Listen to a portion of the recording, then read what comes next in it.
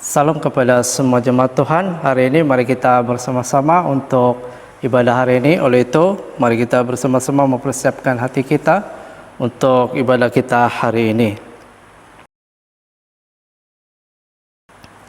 Kita datang bersama sebagai keluarga Allah di dalam hadirat Bapa untuk mempersembahkan syukur dan pujian kepadanya, untuk mendengar dan menerima firman-Nya yang kudus, untuk membawa keperluan dunia kepadanya, untuk memohon pengampunan bagi dosa-dosa kita, untuk menemukan anugerah-Nya melalui anaknya Yesus Kristus, kita dapat memberikan diri kita kepada pelayanan-Nya. Tuhan beserta kamu. Jika kita berkata bahwa kita tidak berdosa, kita menipu diri kita sendiri dan Allah tidak ada dalam hati kita. Tetapi jika kita mengakui dosa kita kepada Allah, Dia akan menepati janjinya dan melakukan apa yang adil.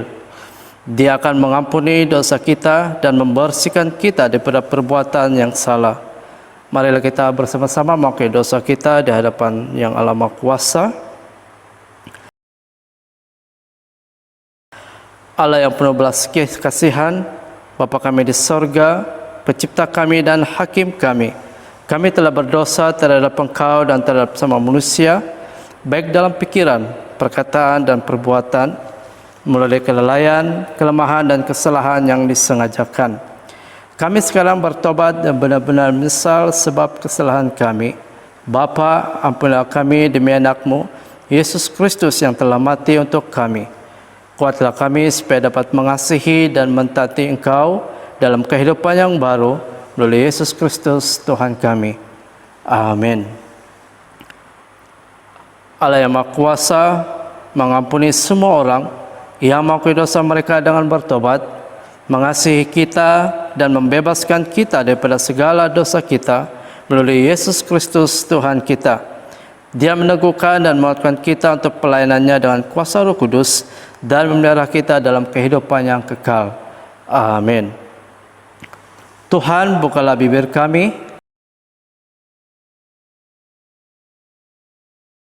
marilah kita menyembah Tuhan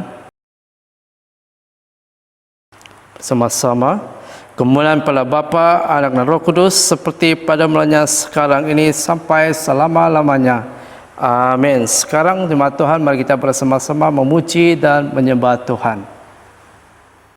Haleluya. Berikan sorak-sorai bagi Tuhan Allah kita. Mari kita memuji, meninggikan Yesus. Haleluya.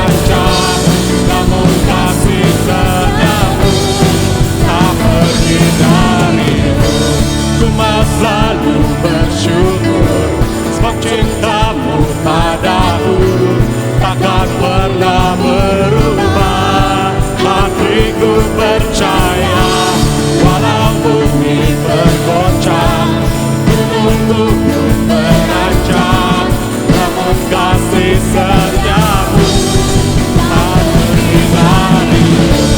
Ku mau selalu bersyukur, sebab cintamu padaku takkan pernah berubah. Hatiku percaya, walau bumi bergoncang, gunung-gunung beranjak, namun kasih setiamu tak terhindari. Ku mau selalu bersyukur, sebab cintamu padaku takkan pernah berubah. Hatiku percaya, walau bumi bergoncang, gunung-gunung beranjak, namun kasih setiamu tak terhindari. Kasih setiamu tak terhindari. Kasih setiamu tak terhindari.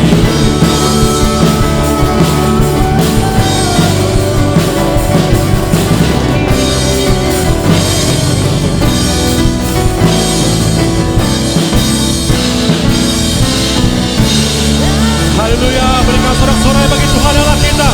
Terpujilah nama Yesus. Haleluya.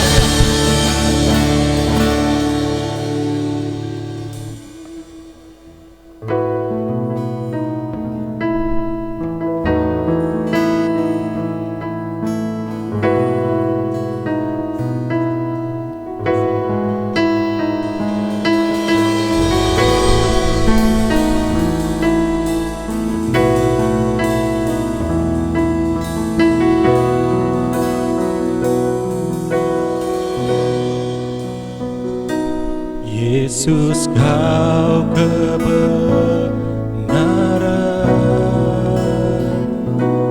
yang menyelamatkanku. Kau memberikanku hidup dan pengharapan.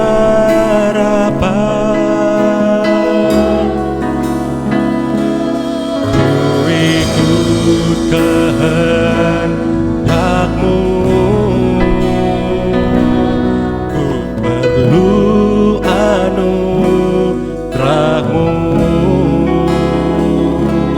ku nyatakan janji-Mu kepadaku.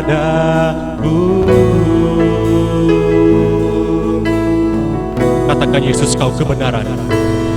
Yesus, kau kebenaran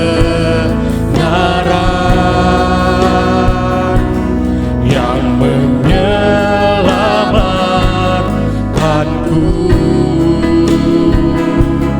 Kau memberikanku hidup dan pengharapan.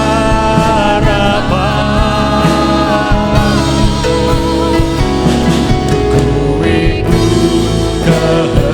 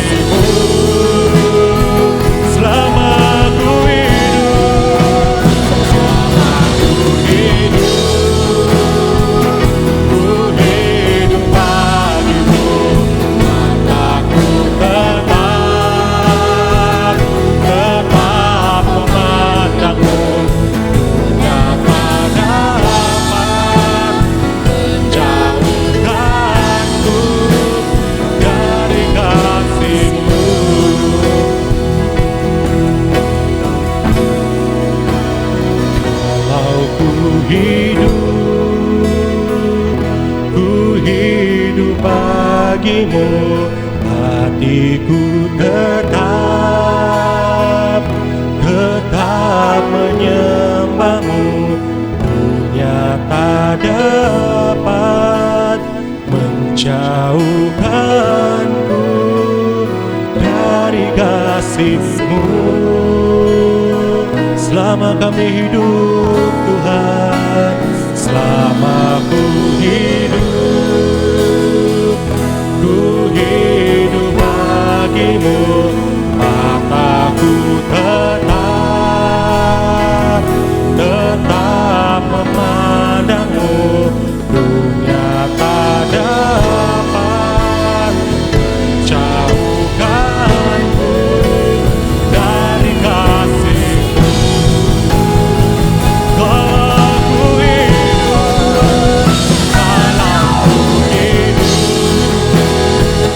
ku hidup bagimu, hatiku tetap menyembahmu. Dunia tak dapat menjauhkanku dari kasih-Mu. Katakan selama ku hidup, selama ku hidup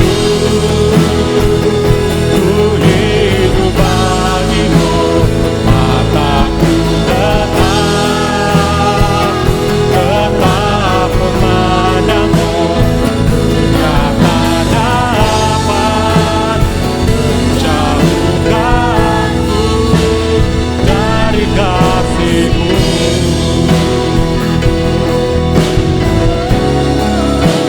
Dunia tak dapat menjauhkanku dari kasih-Mu. Dunia tak dapat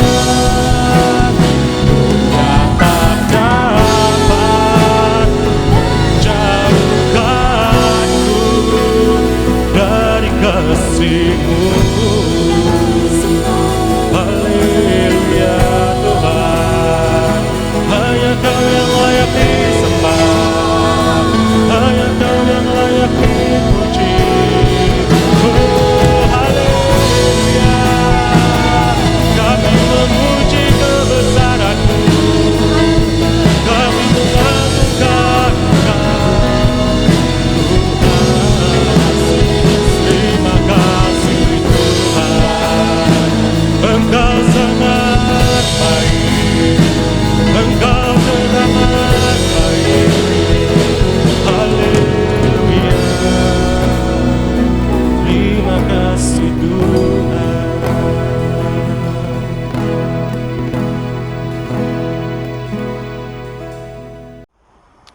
Shalom kepada semua jemaat Tuhan. Sekali lagi kita bertemu di dalam ibadah minggu ini, dan sekarang masa untuk kita mendengarkan firman Tuhan. Jadi sebelum itu mari kita tunduk kepala, kita berdoa. Bapa di surga, sekali lagi kami mengembalikan ucapan syukur, hormat, kemuliaan kami kepadamu, karena minggu ini sekali lagi kami dapat bersama-sama untuk beribadah walaupun hanya bersama dengan keluarga. Dan tiba saatnya juga sekarang kami mau mendengarkan firman-Mu. Kiranya Roh Kudus Tuhan yang ada di dalam hidup kami akan berbicara kepada hati kami masing-masing, supaya firman Tuhan ini dapat menjadi sesuatu kekuatan baru dan pelajaran baru bagi kami untuk terus hidup sesuai dengan kehendak Tuhan sendiri. Terima kasih Tuhan, di dalam nama Yesus Kristus kami berdoa. Amin.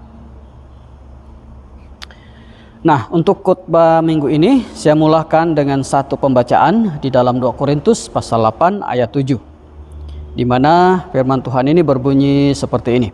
Ya, sebagai pendahuluan lah maksudnya, ya. Maka sekarang sama seperti kamu kaya dalam segala sesuatu, dalam iman, dalam perkataan, dalam pengetahuan, dalam kesungguhan untuk membantu, dan dalam kasih-Mu terhadap kami, demikianlah juga hendaknya kamu kaya dalam pelayanan kasih ini.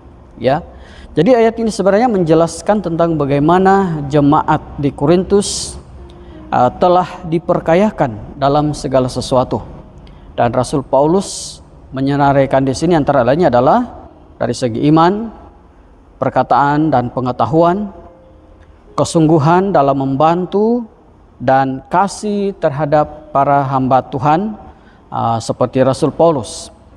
Jadi sehubungan dengan ini, Rasul Paulus telah mempercayai mereka, ya, dan turut memanggil mereka melibatkan diri dalam satu pelayanan yang disebut oleh Rasul Paulus sebagai pelayanan kasih, ya.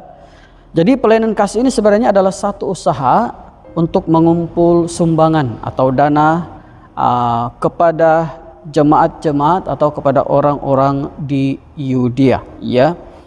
Dan konsep pelayanan ini sebenarnya kalau kita lihat banyak memberikan garis panduan kepada kita, terutama dalam hal memberi, ya.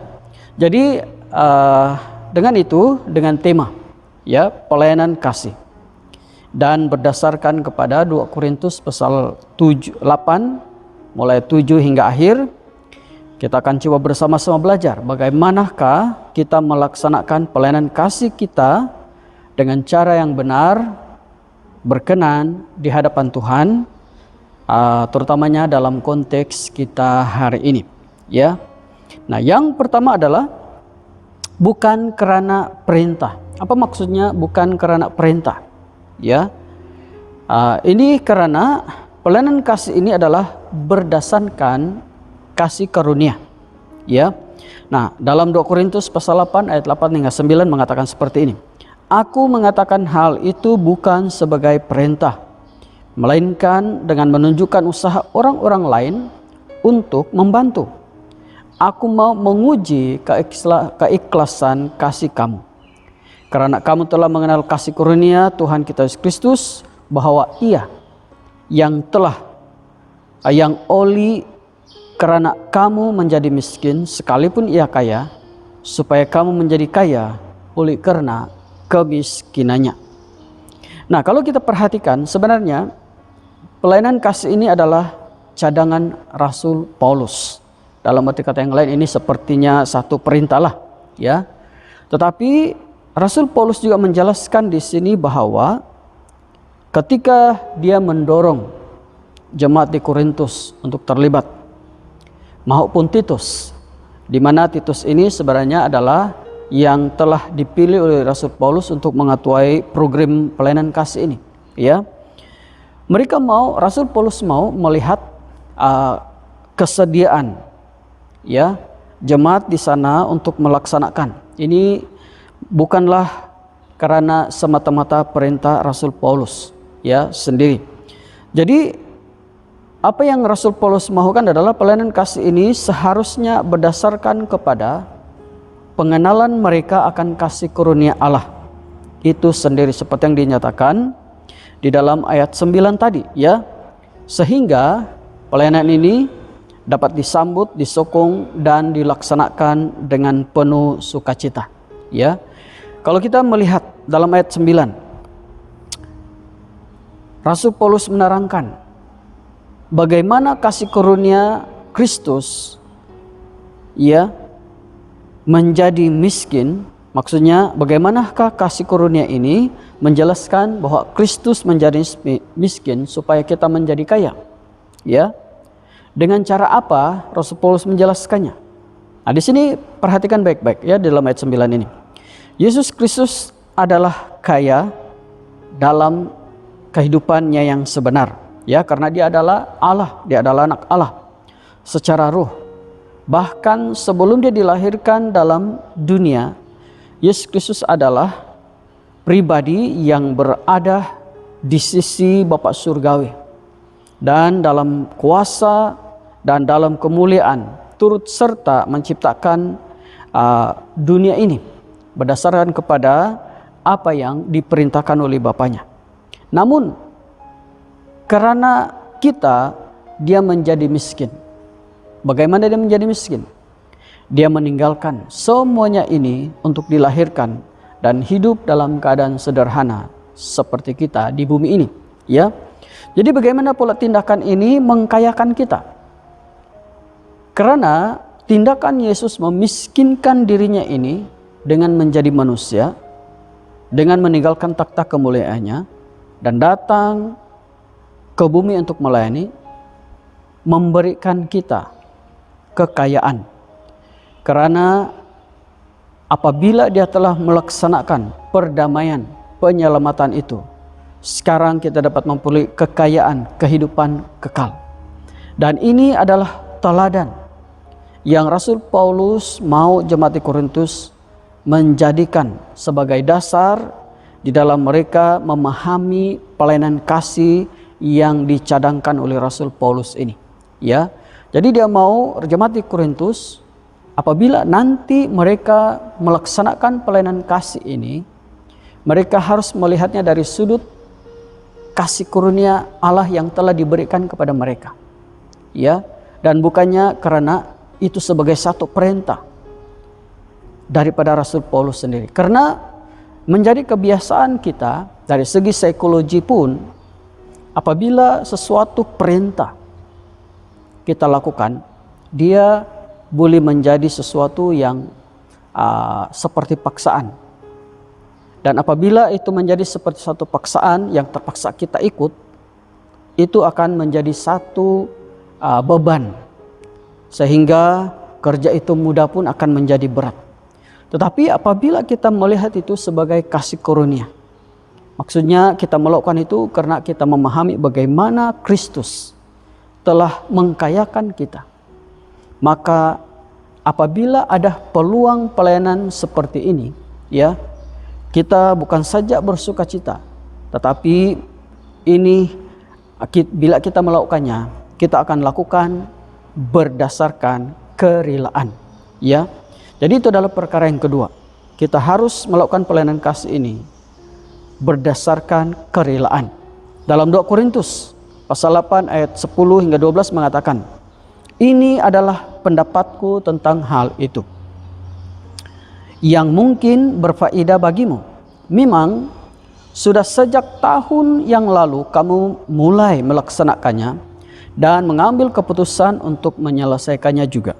Maka sekarang selesaikan jugalah pelaksanaannya itu. Hendaklah pelaksanaannya sepadan dengan kerelaanmu, dan lakukanlah itu dengan apa yang ada padamu. Sebab jika kamu rela untuk memberi, maka pemberianmu akan diterima. Kalau pemberianmu itu berdasarkan apa yang ada padamu, bukan berdasarkan apa yang tidak ada padamu. Jadi kalau kita perhatikan di sini, sebenarnya jemaat di Korintus ini sudah mempunyai komitmen ini, yaitu mau menyumbang. Kira-kira setahun sebelumnya, ya, para orang kudus di Korintus telah berkomitmen untuk mengumpul barang bagi orang miskin di Yudea, ya. Dalam hal ini apa yang disarankan oleh Rasul Paulus adalah supaya mereka, yaitu orang-orang kudus di Korintus atau jemaat di Korintus atau pemimpin di Korintus, agar sekarang adalah masa untuk melaksanakannya dan selesaikan juga pelaksanaan itu, ya. Sebab ada orang merancang tapi tidak ada penyelesaiannya, tidak ada pelaksanaannya. Dan kita melihat ini sudah 1 tahun, ya. Jadi Rasul Paulus sekadar mengingatkan. Jadi kalau kita melihat semula, sebenarnya ini bukanlah satu perintah total daripada Rasul Paulus sendiri. Dia hanya coba mengingatkan kembali apa yang telah ada di dalam komitmen kepada orang-orang Korintus, ya. Jadi di sini Rasul Paulus memainkan perannya sebagai pendorong agar mereka melaksanakan komitmen ini dan agar mereka memberi kepada orang lain untuk memenuhi rancangan mereka, di mana dalam hal ini Rasul Paulus mengingatkan mereka bahwa mereka harus memberikan berdasarkan kepada apa yang mereka ada dan bukan apa yang mereka tidak ada. Karena Rasul Paulus masih mahu mereka melakukan ini atas dasar kerelaan, bukannya paksaan, ikut-ikutan dan sebagainya ya. Jadi apa yang terjadi kepada kita masing-masing sewaktu kita jadi memahami semua yang juru selamat atau penyelamat telah berikan kepada kita ya. Saya percaya sewaktu kita memahami semua yang Kristus telah lakukan dan berikan kepada kita dengan kerelaannya, kita akan lebih bersedia untuk memberi apa saja yang kita mampu kepada orang lain juga dengan kerelaan ya. Karena apabila ini menjadi satu dasar dalam pelayanan kasih kita, maka kita akan melakukan ini, menerima panggilan pelayanan kasih ini dengan lebih hati yang rela dan dengan penuh sukacita. Nah, poin yang kedua adalah kita juga harus melihat motif pelayanan kasih ini. Dan di sini Rasul Paulus sekali lagi memberikan kita satu motif yang benar apabila kita melakukan pelayanan kasih ini, yaitu itu harus bermotifkan kesaksamaan ya. Apa yang dimaksudkan dengan kesaksamaan? Maksudnya di sini adalah yang pertama, beban kita untuk keseimbangan dengan orang lain. Dalam 2 Korintus pasal 8:13 mengatakan, sebab kamu dibebani bukanlah supaya orang-orang lain mendapat keringanan, tetapi supaya ada keseimbangan. Nah, kalau kita perhatikan ya, kebanyakan negara di dunia hari ini pada umumnya menggunakan apa yang dipanggil sistem ekonomi pasaran bebas. Apa maksudnya sistem ekonomi pasaran bebas? Ya, secara idenya pasaran bebas ini bermaksud harga barang dan perkhidmatan ditetapkan secara bebas oleh kekuatan penawaran dan permintaan, dan dibenarkan untuk mencapai satu titik keseimbangan tanpa campur tangan oleh dasar kerajaan. Maksudnya apabila permintaan tinggi, harga dan penawaran kurang, maka harga menjadi tinggi. Apabila permintaan kurang dan penawaran lebih, maka harga akan menjadi murah. Itu yang akan menentukan harga pasaran ya. Dan semua orang terlibat dan memainkan peranan karena ada yang menawarkan, ada yang meminta ya.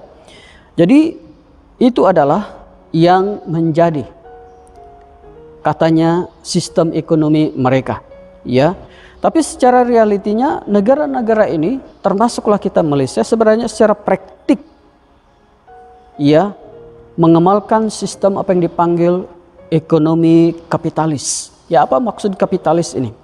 Nah, kapitalisme pula merupakan satu sistem ekonomi dan sosial yang cenderung ke arah pengumpulan kekayaan oleh individu ya, tanpa gangguan kerajaan dan bermatlamatkan keuntungan. Takrif individu di sini tidak semestinya merujuk kepada orang perseorangan, tapi juga termasuk sekumpulan individu seperti syarikat ya, dan pertubuhan atau apa saja yang memainkan peranan dalam sistem ekonomi ya. Sistem ekonomi kapitalis ini seringkali digerakkan oleh kuasa pasaran dalam menentukan pengeluaran kos, penetapan harga barang dan perkhidmatan, pelaburan dan pendapatan ya. Dan pengkritik sistem kapitalis ini berpendapat sistem ini mewujudkan jurang perbezaan yang ketara di antara yang kaya dengan yang miskin ya. Dalam arti kata yang lain, yang kaya akan semakin kaya, yang miskin akan semakin miskin.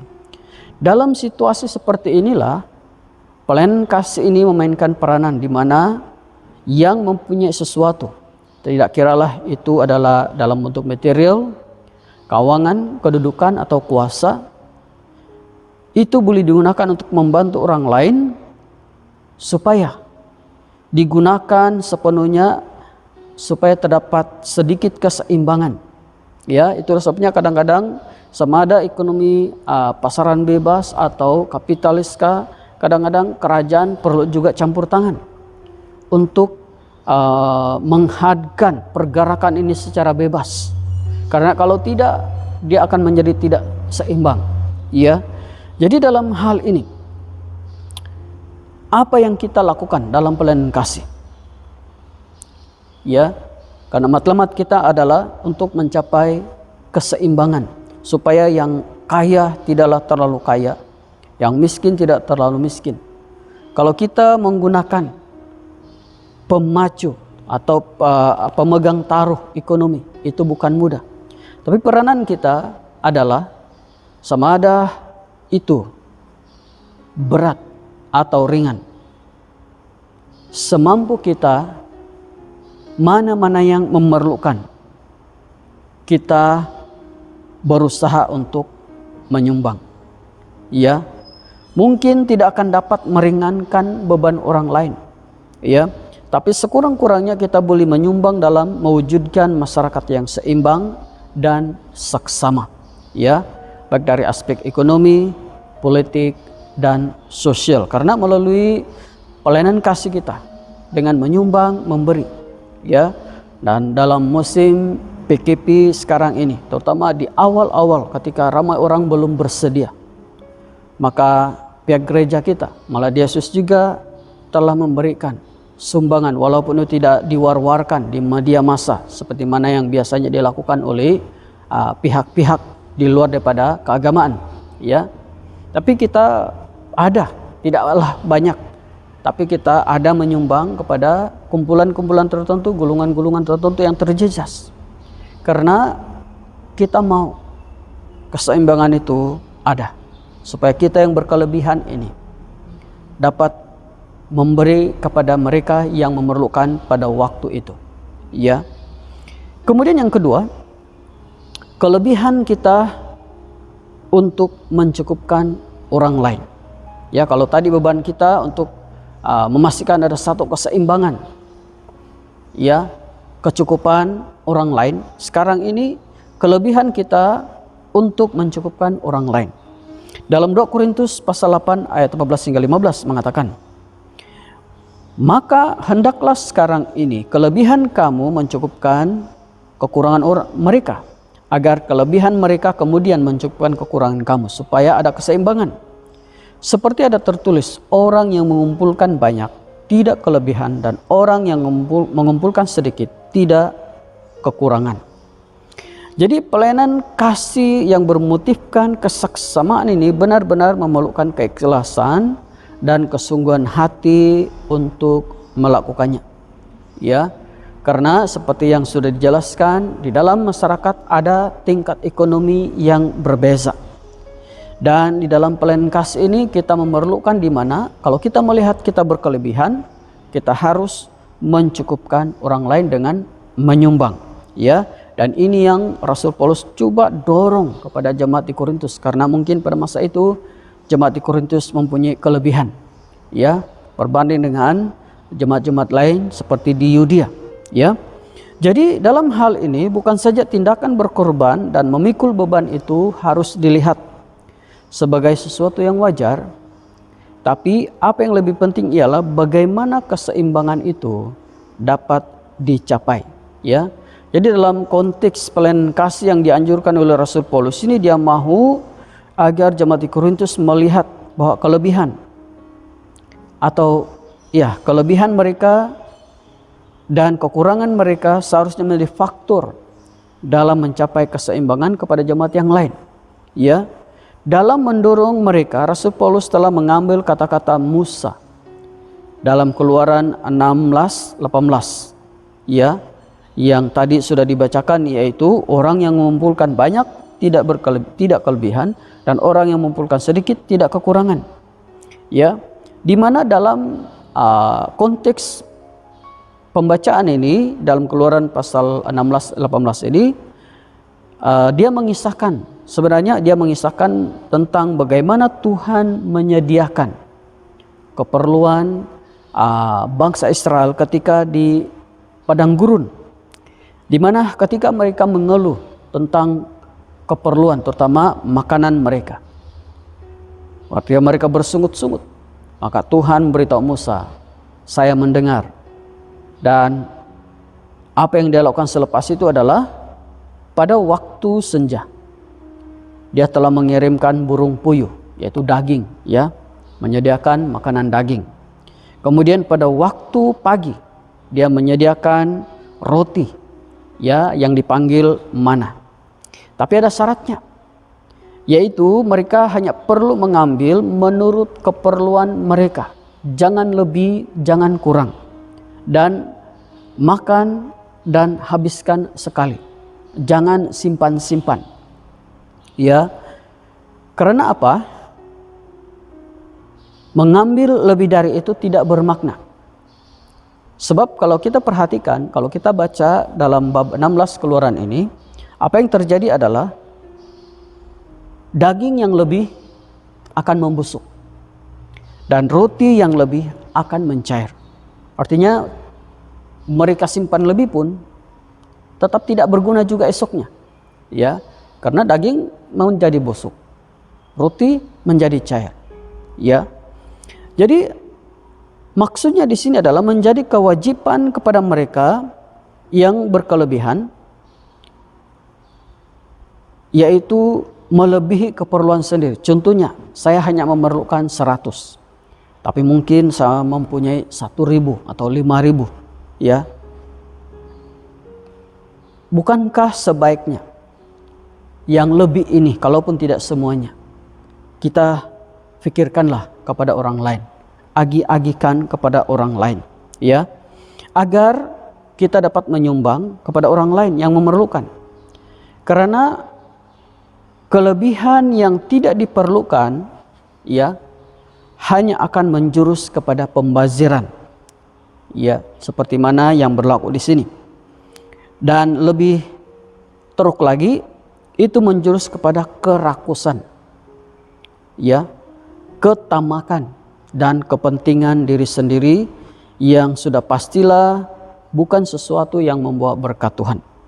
Jadi dalam hal kita melaksanakan pelayanan kasih, kita harus melihat kelebihan kita sebagai satu peluang untuk kita memberkati orang lain, mencukupkan orang lain. Dan saya mendorong kepada kita semua supaya ini akan terus menerus menjadi satu bahagian dalam hidup kita, ya, secara pribadi maupun sebagai satu jemaat. Apatah lagi dalam situasi sekarang ini, kita percaya ada ramai orang di luar sana yang memerlukan bantuan kita, sama ada kita sadar atau tidak. Dan yang ketiga adalah pelayanan kasih ini juga harus berlandaskan kesungguhan hati. Tapi untuk kita memiliki kesungguhan hati, kita juga harus mempunyai satu pengertian yang benar atau satu perbandingan yang benar atau matlamat yang benar mengenai pelayanan kasih ini. Dan untuk jemaat di Korintus, ya, walaupun secara tidak langsung, tetapi jelas sekali bahwa Rasul Paulus mengingatkan mereka, terutama untuk Titus, ya, bahwa pelayanan kasih ini adalah seperti untuk pekerjaan Injil juga, ya. Dan ini penting karena dengan melihat bahwa pelayanan kasih ini adalah satu cabang pekerjaan Injil juga, sudah pastilah ini akan membuatkan kita akan lebih bersungguh-sungguh lagi di dalam melayani, ya. Nah, dalam 2 Korintus pasal 8 ayat 16 hingga 18 mengatakan seperti ini. Syukur kepada Allah yang oleh karena kamu mengaruniakan kesungguhan yang demikian juga di dalam hati Titus untuk membantu kamu. Memang ia menyambut anjuran kami, tapi dalam kesungguhan yang besar itu, ia dengan sukarela pergi kepada kamu. Bersama-sama dengan dia, kami mengutus saudara kita, yang terpuji di semua jemaat karena pekerjaannya dalam pemberitaan Injil. Ya. Nah, seperti yang saya katakan awal-awal tadi, program pelayanan kasih ini yaitu memungut sumbangan daripada jemaat di Korintus ini telah diketuai oleh Titus. Ya, siapakah Titus ini? Titus adalah seorang Yunani, ya. Maksudnya dia bukan orang Yahudi, ya, yang tidak bersunat tapi kemudian menjadi pengikut atau penganut Kristus, ya, pengikut Kristus. Dan Paulus pernah menyebut dia sebagai anak sejati, anak yang sejati menurut iman yang dimiliki bersama. Sehingga Titus mungkin adalah salah seorang anak rohani bagi Rasul Paulus sendiri, ya. Paulus menulis bahwa Titus yang akan mengetuai pengumpulan sumbangan itu. Dan sekarang dia diutus bersama 2 orang penolong yang tidak disebutkan namanya di dalam penulisan ini, ya, untuk menyelesaikan tugas tersebut, ya. Dan karena sungguh-sungguh berminat terhadap orang-orang Korintus, Titus telah bersedia untuk kembali. Ya, maksudnya sebelum ini dia juga telah ditugaskan tugas yang lebih kurang sama di Korintus, ya. Walaupun pada dasarnya, ya, Titus melakukan tugasan ini atas saranan Rasul Paulus, tapi ini sebenarnya terutamanya disebabkan oleh keinginannya melakukan ini dengan sukarela dan kesungguhannya untuk membantu atau membimbing jemaat di Korintus dalam pelayanan ini. Mengapa? Karena dia melihat pelayanan kasih ini tidak kurang pentingnya, sama seperti melakukan pekerjaan Injil. Dan ini merupakan dasar yang tepat di dalam kita melakukan pelayanan kasih ini. Karena kalau kita perhatikan di masa lalu, ya, kita sudah melihat bagaimana terdapat satu persepsi kepada para missionary, di mana dikatakan penginjilan mereka disembunyikan di sebalik sumbangan dan kebajikan yang mereka lakukan, seperti mewujudkan pusat pendidikan, pusat kesehatan, dan pengajaran kepada pertanian yang walaupun tidak modern tapi dikira modern lah pada waktu itu, dan sebagainya, ya. Sampai ada orang mengatakan mereka ini sebenarnya menginjil ini, tapi mereka menggunakan pertubuhan kebajikan, mereka menggunakan persatuan kebajikan, mewujudkan itu ini sekolah, itu ini klinik, itu ini dan sebagainya, untuk mengaburi tujuan mereka. Ini yang kadang-kadang kita mendengar persepsi, terutama sekarang ini. Kalau dulu-dulu ini oke lagi, ya, ya, tapi sekarang kadang-kadang mereka coba mencari kesalahan dengan memberikan persepsi yang sedemikian, ya. Nah, kalau kita perhatikan dari satu segi mungkin persepsi ini benar, tapi yang sebenarnya adalah justru karena mereka melihat semua ini, yaitu tindakan ini sama pentingnya dengan pekerjaan Injil, maka mereka terus konsisten dan sanggup berkorban apa saja untuk merealisasikannya. Maksudnya adalah mereka melakukan ini memanglah pertama-tama dalam tujuan mereka adalah untuk penginjilan.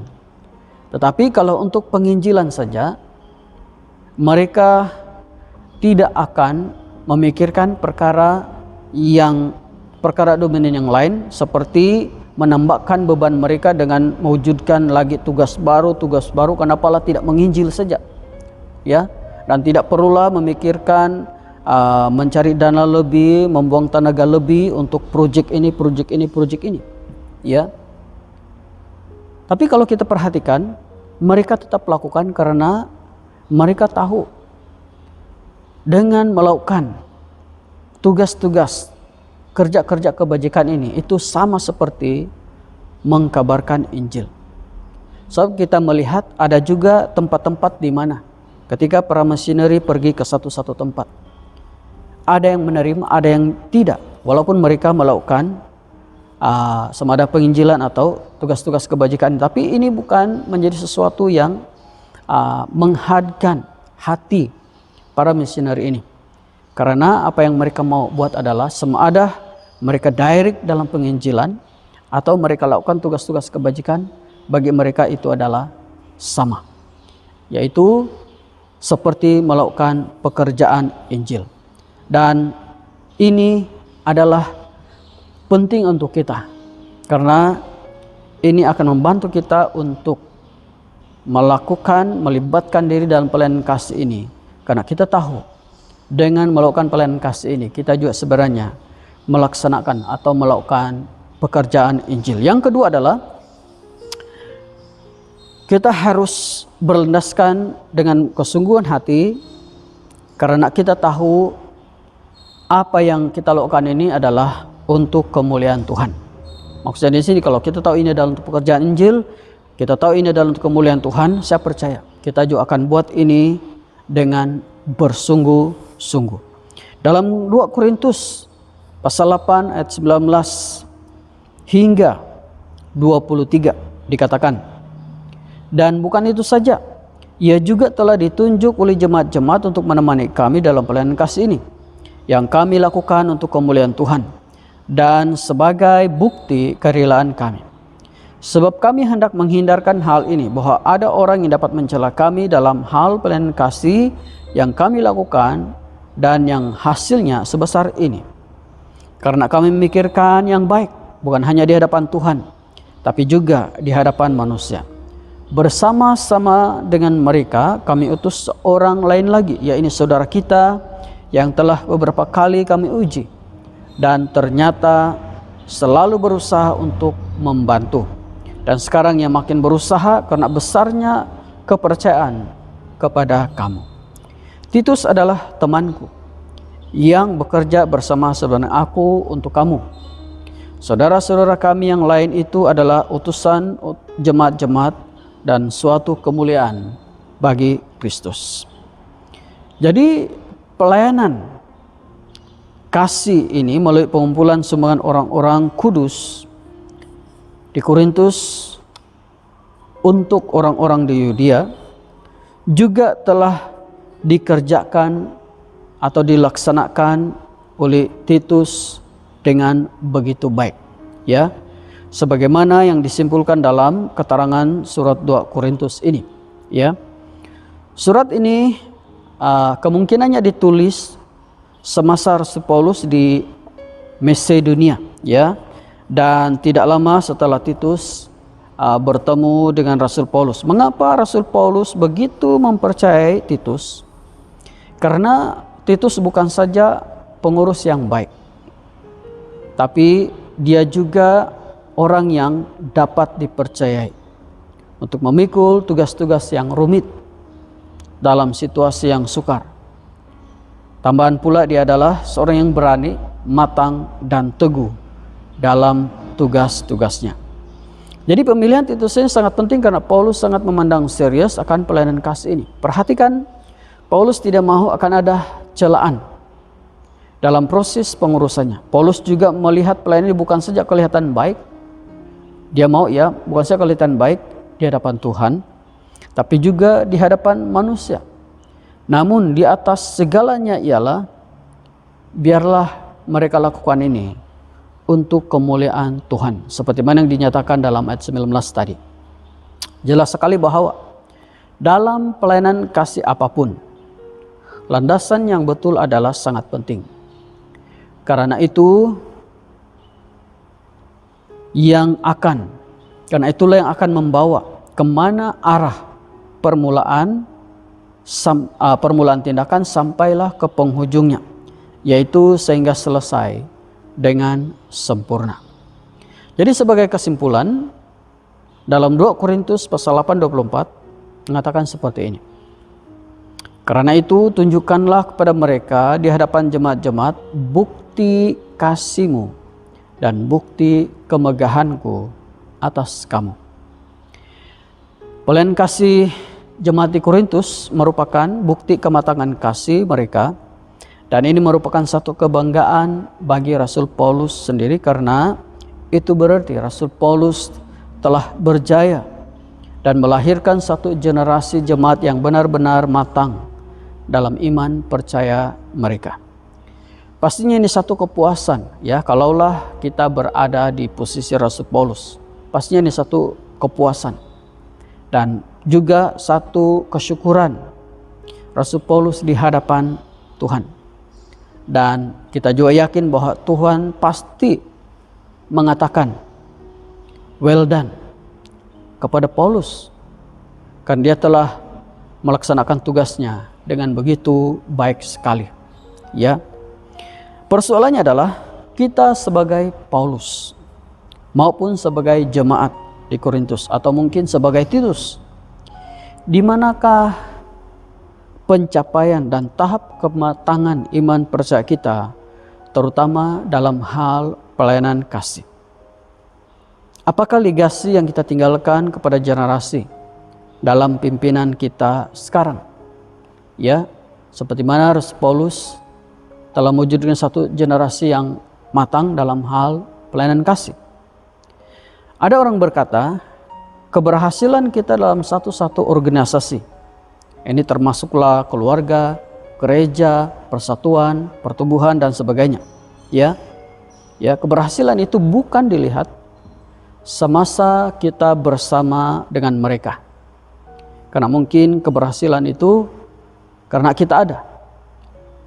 Keberhasilan yang sebenar adalah setelah ketiadaan kita, maksudnya kita tidak bersama lagi dengan persatuan itu, pertumbuhan itu, gereja itu dan sebagainya. Kalau pada waktu setelah ketiadaan kita bersama mereka dan mereka masih mampu melakukan perkara yang sama dan lebih lagi, artinya kita adalah orang yang berjaya. Ya, kita adalah orang yang berjaya seperti Rasul Paulus. Orang Korintus bukan hanya menunjukkan kematangan mereka saat Paulus bersama dengan mereka, tapi setelah Rasul Paulus tidak bersama dengan mereka pun malah banyak jemaat-jemaat yang Rasul Paulus telah buka sidang-sidang. Kalau kita hari inilah, tidak sepenuhnya Rasul Paulus bersama dengan mereka. Dia hanya melalui surat-surat atau orang-orang yang dia kirim. Ya, ini membuktikan Rasul Paulus begitu berjaya, berhasil dalam pelayanannya. Oleh itu, dalam melahirkan pelayanan kasih yang berkomitmen ini tersarah dengan kita. Orang kata, tepuk dada, tanyalah selera. Mari kita tunduk kepala, kita berdoa. Bapa di surga, terima kasih Tuhan untuk firman-Mu, dan kami bersyukur karena pada hari ini kami belajar mengenai pelayanan kasih. Kiranya surat Rasul Paulus kepada jemaat di Korintus mengenai pelayanan kasih ini memberikan kami satu pengertian baru, pemahaman baru, dan komitmen baru untuk bukan saja ikut serta di dalam pelayanan kasih ini, tetapi melihatnya sebagai satu pelayanan yang benar-benar penting, sepenting pekerjaan Injil itu sendiri. Terima kasih Tuhan, kiranya selepas ini di dalam pelayanan kasih kami, di dalam kapasiti apapun, dalam bentuk apapun, nama Tuhan akan ditinggikan dan dipermuliakan. Di dalam Yesus Kristus kami berdoa. Amin. Sekarang mari kita bersama-sama meresponi firman Tuhan yang sudah kita dengar tadi. Oleh itu marilah kita mengakui iman kita di hadapan Tuhan bersama-sama. Saya percaya kepada Allah yang tunggal, Bapa yang Maha Kuasa, Pencipta langit dan bumi.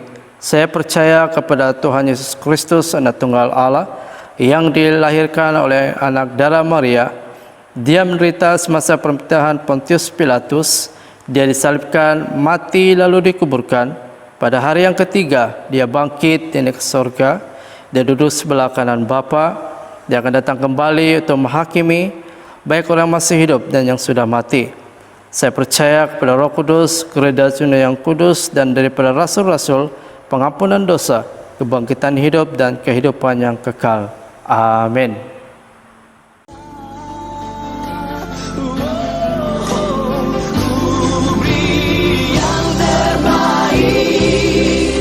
Bagimu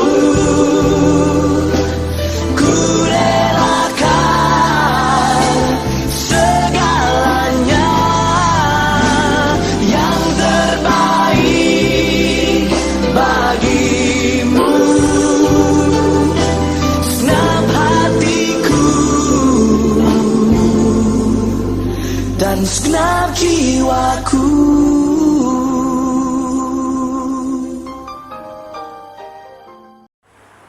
Oke, sekarang jemaat Tuhan, mari kita bersama-sama di dalam doa Tuhan. Bapa kami yang di sorga, dikuduskanlah nama-Mu, datanglah kerajaan-Mu, jadilah kehendak-Mu di bumi seperti di surga. Berikanlah kami pada hari ini makanan kami sehari-hari. Ampunilah kami akan dosa-dosa kami, seperti kami juga mengampuni orang bersalah kepada kami. Janganlah membawa kami dalam pencobaan, tetapi lepaskanlah kami daripada yang jahat. Kerana Engkau yang punya kerajaan, kuasa dan kemuliaan, sekarang dan selama-lamanya. Amin. Sekarang jemaat Tuhan, mari kita bersama-sama menerima berkat, kasih karunia Tuhan kita Yesus Kristus dan kasih Allah dan persekutuan Roh Kudus menyertai kita sekalian selama-lamanya. Amin. Sekarang mari kita bersama-sama di dalam lagu kesyukuran. Haleluya, berikan sorak-sorai bagi Tuhan Allah kita. Mari kita sama-sama menaikkan ucapan syukur kepada Tuhan Allah kita. Biarlah sekalian bernafas memuji, memuliakan nama Tuhan. Haleluya.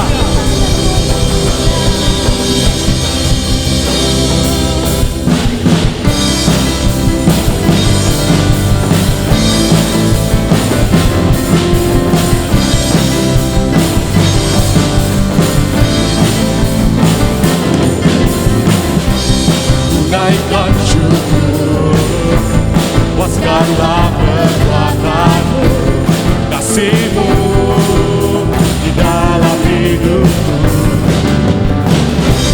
Tiada terukur betapa besar kasih-Mu, sungguh ku kagum akan Engkau, Yesus. Kau segalanya, lebih semua yang ada padaku. Oh Yesus, Kaulah segalanya, sepenuhnya ku berikan hatiku untukmu.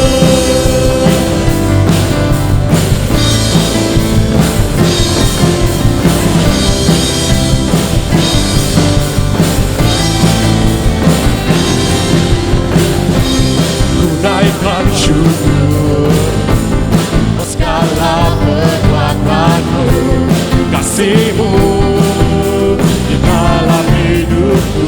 Tiada terukur, tiada terukur